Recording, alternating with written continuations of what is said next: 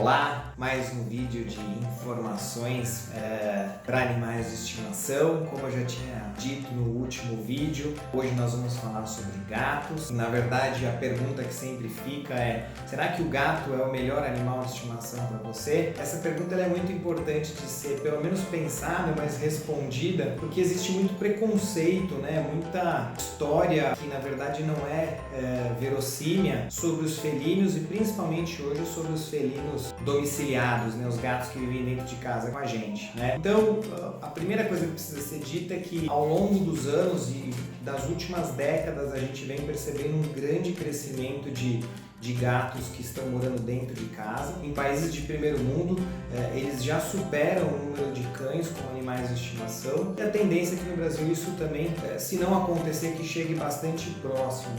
E a gente vem percebendo no mercado que isso tem realmente acontecido. O gato é um animal fantástico, para quem vive em apartamento, que eles têm necessidades que estão mais relacionadas com o tipo de vida de apartamento do que os cães.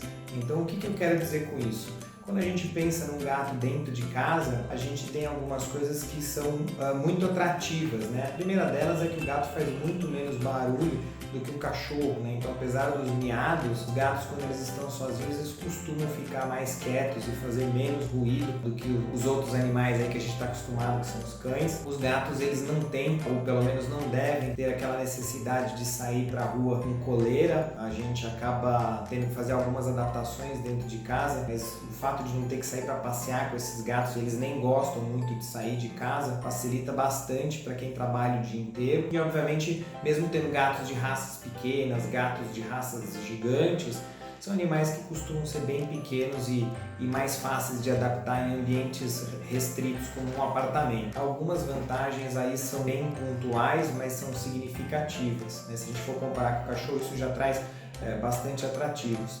Existem várias raças de gato, e hoje no Brasil a gente ainda tem, muita gente tem os gatos sem raça, e isso traz algumas diferenças, mas menores do que as raças de cães. Então a gente volta para aquela dúvida inicial do primeiro vídeo que a gente falava, mas e assim, adotamos, compramos, e eu pego de novo no mesmo ponto que eu acho que assim, adotar é muito bom, eu acho que adotar acaba sendo em alguns pontos muito melhor, porque a gente consegue fazer com que esses bichos que estavam sem lar tenham lares, e além disso a gente também consegue adquirir esses animais inclusive com um custo muito baixo.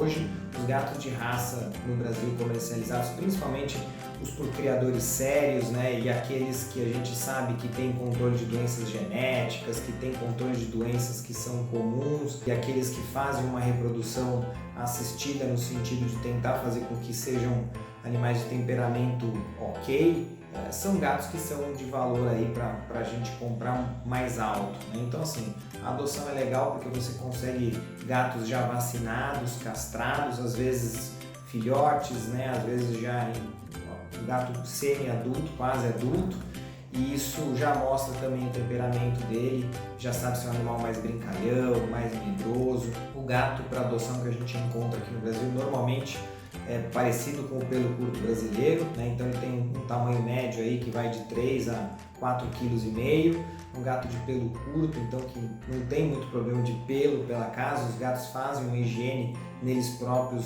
muito interessante, então não tem o mesmo problema de sujeira que a gente tem com cães. Esses gatos adotados, eles costumam interagir bastante, tem um grau de atividade moderado, Os gatos de raça, aí nós temos aí também uma infinidade de raça, temos gatos sem pelo, com pelo longo, gatos pequenos, 2,5 kg, 3 kg, gatos gigantes de até 8 kg. E aí o estudo das raças se faz muito importante, como acontece com os cães. O fato é que assim, antigamente se falava muito de colocar o gato para dentro de casa e não se tomavam muitos cuidados aí dentro dos domicílios, dentro dos lares, para cuidar desses novos membros da família. E hoje a gente sabe que muita coisa se descobriu e a gente tem algumas obrigações, como acontece com os cães também, para fazer com que a vida desses animais seja mais saudável, mais ativa e que eles se sintam bem, domiciliados nos nossos lares conosco.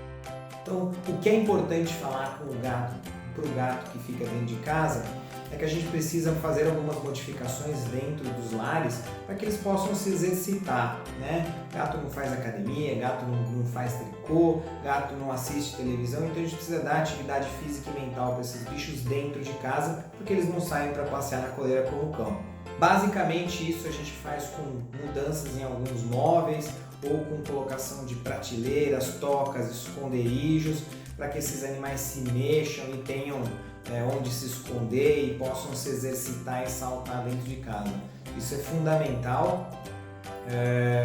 Além disso, é importante que a gente tenha muitas vasilhas de água, né, para esses gatos, inclusive algumas fontes de água que façam ruído ou que pareçam ter água corrente, porque o gato é um animal que, por origem, bebe muito pouca água. Como eles vivem bastante, a gente tem gatos aí de 20, 22 anos, eles precisam beber bastante água para que não tenham problemas renais e problemas urinários. Além disso, as vasilhas sanitárias também são fundamentais. A gente brinca que existe uma regra matemática para isso, então o número de gatos que a gente tem em casa, a gente tem que ter uma vasilha a mais de areia, né, de substrato para eles fazerem as necessidades. Então se você tem um gato, você tem que ter 2 vasilhas sanitárias, se você tem 3 gatos, você tem que ter 4 vasilhas sanitárias e assim por diante. Isso faz com que eles não fiquem segurando, né, urina e fezes e estejam sempre com esses ambientes aí próprios para eles poderem fazer as necessidades fisiológicas. Diminuímos muitos problemas aí de saúde atuando dessa forma.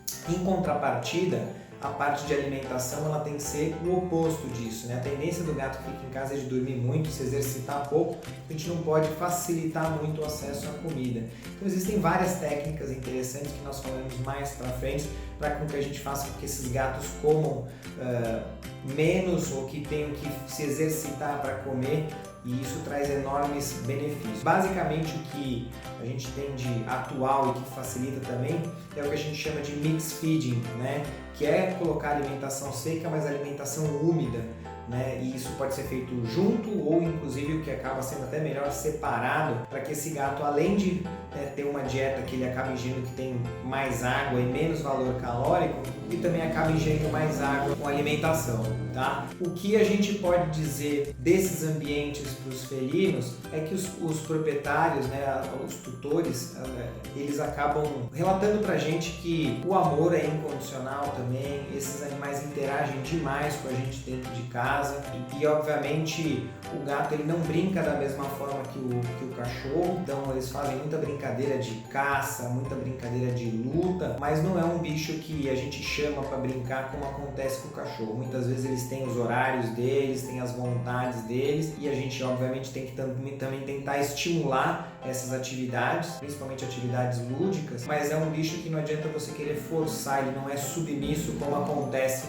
com os cães. O fato é que são animais muito interessantes, são bichos fantásticos para a gente ter dentro dos nossos lares e com a família. E quem tem experiências de ter gatos dentro de casa sempre recomenda e acaba passando para a gente muitas histórias fantásticas. No próximo vídeo a gente vai falar também sobre outros animais, outros mamíferos aí dentro de casa. Mas para terminar essa primeira sequência de vídeos, a gente tem que explicar que o comparativo entre esses mamíferos, né, carnívoros que a gente tem para ter dentro de casa, ele é importante porque tem algumas famílias que vão se adaptar melhor com algumas das espécies. Então aguardem o próximo vídeo e a gente vai tentar fechar esse primeiro bloco, sem dúvida nenhuma, fazendo com que vocês pensem sobre o assunto, no sentido de fazer uma escolha melhor para o tipo de vida que a gente leva atualmente. Tá bom? Até a próxima!